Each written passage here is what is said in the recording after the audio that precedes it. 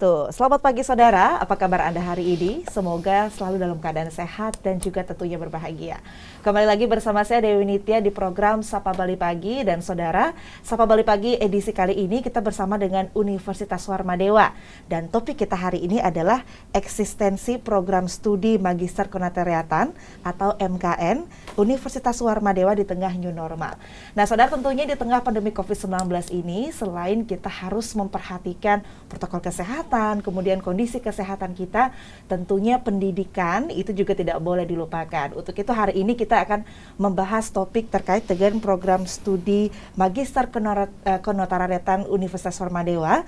Dan hari ini di sebelah Nitya sudah ada narasumber, ada dua orang narasumber.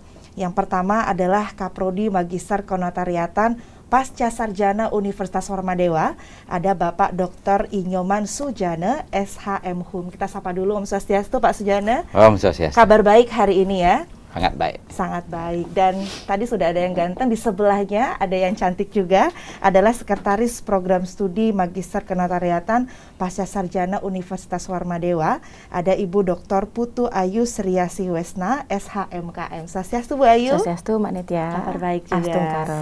Luar biasa. Hari ini topik kita mengedukasi masyarakat, Pak Sujana dan Bu Ayu, karena benar kata tadi yang sudah saya bilang tadi, meskipun di tengah pandemi kita harus memperhatikan kesehatan, juga harus memperhatikan pendidikan. Salah satunya adalah alternatif untuk masyarakat yang mungkin sudah menempuh jenjang sarjana, ingin lanjut sekolah lagi, bisa pilihannya di sini gitu ya. Dan untuk membahas lebih lanjut, apa saja kira-kira keunggulan dari Universitas Warmadewa, khususnya program studi kenotariatan pasca sarjana ini, kita akan langsung berdiskusi hari ini dengan Pak Sujana dan juga Bu Ayu. Sebelum kita membahas lebih lanjut nih, saya ke Pak Sujana dulu ya, Bu Ayu ditunggu dulu, nanti akan dapat giliran. Iya, ditunggu. Tentunya kalau kita berbicara pasca sarjana, ini kan berarti kualitas dari universitasnya kita juga harus perhatikan Pak Sujana. Khususnya Universitas Warmadewa, mungkin masyarakat Bali juga sudah tidak asing, karena juga salah satu universitas yang cukup terkenal begitu ya, dengan lulusannya yang sangat kompeten di bidangnya. Kalau kita berbicara program Magister Kenotariatan, mungkin secara umum, seperti apa Pak Sujana? Mungkin bisa diperkenalkan dulu nih ke masyarakat di rumah. Ya. Terima kasih Mbak Nitya ya. Dan Om Swastiastu kepada seluruh keluarga besar Krama Bali dan Denpasar pada khususnya. Kami dari program studi Magister Kenotariatan Pasca Sarjana Universitas Warmadewa, pada pagi hari ini, meskipun dalam suasana ya pandemi ya, kami dari program studi Magister Kenotariatan tetap eksis. Betul. Ya, karena kami tidak ingin menyia-nyiakan ya peluang yang ada, sehingga eksistensi atau keberadaan prodi MKN Warmadewa harus tetap kami pertahankan, dan yang saat ini sudah berjalan masuki angkatan ke-6.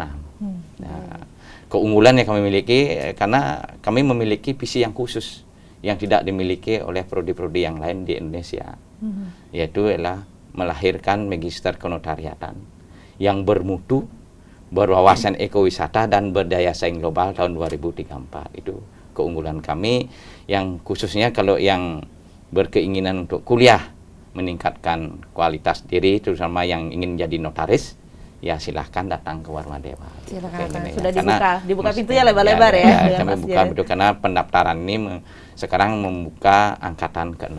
Baik, berarti angkatan ke-6 kurang lebih sejak tahun 2016 sudah berdiri. 2016. Ya, dan itu bukan waktu yang sebentar begitu ya. Kalau kita lihat juga Magister Kenotariatan di Universitas Warmadewa kan salah satu program studi favorit juga di Universitas Warmadewa ya. Saat pandemi ini seperti apa sistem pendidikannya, Pak Sujana? Apakah seperti yang lain, daring begitu, atau ada yang spesial nih di Warmadewa sendiri di MKN-nya? Pada prinsipnya di prodi MKN Warmadewa, khususnya ya di Warmadewa itu ya kita mengikuti aturan pemerintah. Nah cuman yang online itu kita kombinasikan di prodi MKN, online dan offline-nya, karena ini prodi MKN kan prodi profesi yang membutuhkan praktek langsung. Sehingga untuk mata kuliah yang memungkinkan untuk di-online-kan, yang sangat membutuhkan sentuhan langsung dari para praktisi, itu kami offline dengan mengikuti program pemerintah, yaitu prokesnya ini gitu. Baik, Ya. berarti ada yang online, ada yang offline Ya, gitu ya mata Pak kuliah Seni ya? prakteknya itu offline dia. Baik, Sehingga kan- karena kalau misalkan prakteknya online nggak bisa, nanti nggak ngerti gitu ya. Iya, Pasti karena ada sentuhan langsung datang saja mahasiswanya belum tentu bisa, apalagi online itu. Nah, sehingga Benar. dengan mengikuti program pemerintah dengan memperhatikan prokes ini, sehingga protokol kesehatan ini kita juga perhatikan, dan kita di Warma Dewa karena memiliki fakultas kedokteran, begitu masuknya sudah dicek apakah dia sehat atau tidak. Kalau tidak sehat, silahkan melalui online-nya gitu. Oh, baik. Jadi ya seperti yang sudah dikatakan tadi ya, kita memperhatikan kualitas di sini, Kualitas, Pak ya. Sujono. Jadi Ya. kalau yang praktek memang harus tatap muka begitu Tatap ya. muka, ya. Baik. Nah, Bu Ayu selaku sekretaris prodi ini, tentunya kan yang kita lihat kalau misalkan pilih-pilih universitas nih, apalagi program pasca sarjana, tentunya kurikulumnya begitu Ya. mata kuliahnya seperti apa. Nah, kalau untuk prodi MKN sendiri gimana, Bu Ayu? Untuk kurikulumnya, Bu Ayu? Oh ya, baik. Om Swastiastu. Nah, untuk Prodi MKN Universitas Warma Dewa itu terdiri dari 4 semester ya kuliahnya, lamanya 4 semester. Itu di semester 1, buka contekan dikit nih Mbak Baik, Nadia. silakan. Karena Ya. saking banyaknya begitu ya untuk kurikulum. Nah, yang kita tawarkan itu ada 52 SKS, tapi yang wajib untuk diambil itu adalah 48 SKS. Di semester 1 itu ada teori hukum, yang wajib ya, teori hukum, penemuan hukum oleh notaris, PPAT 1, hukum keluarga, hukum perikatan, TPA 1, peraturan jabatan dan kode etik, kemudian hukum cyber, dan politik hukum kenotariatan.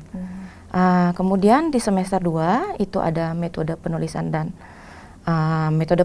dan penelitian tesis, kemudian PPAT 2, hukum perusahaan, teknik pembuatan akte 2, hukum jaminan, hukum lingkungan dan kepariwisataan, hukum kewarisan perdata, adat dan Islam, kemudian hukum dan alih teknologi, dan terakhir hukum penanaman modal. Nah, untuk khususnya di semester 3 itu kita full offline kan, karena di semester 3 mahasiswa akan berhadapan langsung dengan dosen praktisi untuk membuat akta, yaitu praktek kenotariatan. Praktek kenotariatan itu ada TPA 1, 2, 3, kemudian ada hukum lelang dan manajemen kantor notaris. Gitu Mbak Nitya. Sedangkan di semester keempat kita fokuskan mahasiswa untuk menulis tesis. Begitu Mbak Nitya. Jadi diharapkan pada semester keempat itu mahasiswa sudah lulus. Sudah gitu. lulus, sudah Ya. paham gitu. Tapi berarti kurang lebih 4 tahun begitu ya? 2 dua tahun, tahun, ya. 4 dua semester 2 tahun. Dan untuk semester 3 itu tadi dikatakan kalau memang full tatap muka. Iya. Lalu gimana dengan sistem pandemi ini dengan tatap muka? Bagaimana sistemnya Bu Ayu? Apakah ada pengurangan jumlah mahasiswa atau seperti apa? Dari jumlah mahasiswa dari tahun ke tahun memang ada peningkatan. Untuk sistem perkuliahan mungkin di semester depan ya, itu semester ketiga, itu kita laksanakan secara offline full, tentunya dengan menerapkan protokol kesehatan. Baru masuk mahasiswa sudah dicek suhu tubuhnya, kemudian mencuci tangan, memakai masker, dan perkuliahan di semester ketiga itu kita adakan di ruangan yang sangat luas sehingga jarak itu terjaga. Protokol tetap terjaga, jadi mahasiswa lebih fokus untuk mendapatkan pendidikan atau mendapatkan ilmu dari dosen praktisi. Dan dengan aman begitu Ya, ya, betul. kan pastinya rasa Kenyamanan aman. dan keamanan itu yang paling penting. Iya. Baik. Tadi kalau dikatakan kurang lebih 2 tahun. Selama ini bagaimana mahasiswa di sana Bu Ayu? Apakah benar-benar bisa memanfaatkan 2 tahun ini atau ada lebih-lebih sedikit? Nah, kalau selama ini, kebetulan saya jadi sekretaris itu baru 1 tahun kurang lebih. Tapi dari 2016 yang saya perhatikan itu, dan memang sudah ada datanya juga, itu mahasiswa itu lulus memang sudah tepat waktu, yaitu 4 semester. Di semester keempat sudah lulus. Jadi di bulan September mereka kuliah, kemudian bulan September 2 tahun berikutnya Astungkara sudah lulus 99%.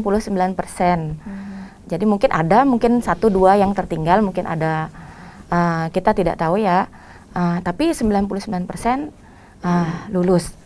Gitu, Mbak Baik. Nitya, lulus tepat waktu. Lulus tepat waktu, Iya. karena kan pastinya kualitas lulusan begitu Iya, ya. betul. Ya. Kita tidak mengajar kuantitas tapi kualitas tetap terjaga, mutu itu nomor satu. Mutu itu nomor Iya. satu, meskipun di tengah pandemi COVID-19 Betul, ini, Mbak tapi Nitya. mutu itu tetap Betul. nomor satu Betul, begitu iya. ya. Dan Untuk itunya Mbak Nitya ya, Dek Nitya ya, biar ditambahkan dari apa yang disampaikan oleh Bu Dr. Ayu ya, untuk kurikulumnya itu, karena kita mengacu pada profil lulusan kita. betul. Profil lulusan kita itu adalah menjadi seorang notaris itu yang utama. Karena menjadi seorang notaris, kemudian dari PPAT, kemudian jadi konsultan hukum, kemudian dari peneliti gitu lah. Sehingga dalam posisi saat pandemi ini ya, karena profil lulusan kita adalah yang utama itu adalah menjadi seorang notaris, maka kurikulum itu harus kita mengutamakan kualitas pembelajaran, prosesnya harus tetap jalan gitu ya. Karena semester 1 itu sudah dilatih menjadi teknik pembuat akte 1, itu offline dia. Baik. Di TPA 2-nya sudah dikasih di semester 2. Juga offline dia. Hukum kontrak itu offline. Kemudian di semester 3 itu sudah digembleng di dalam lab ya. Baik.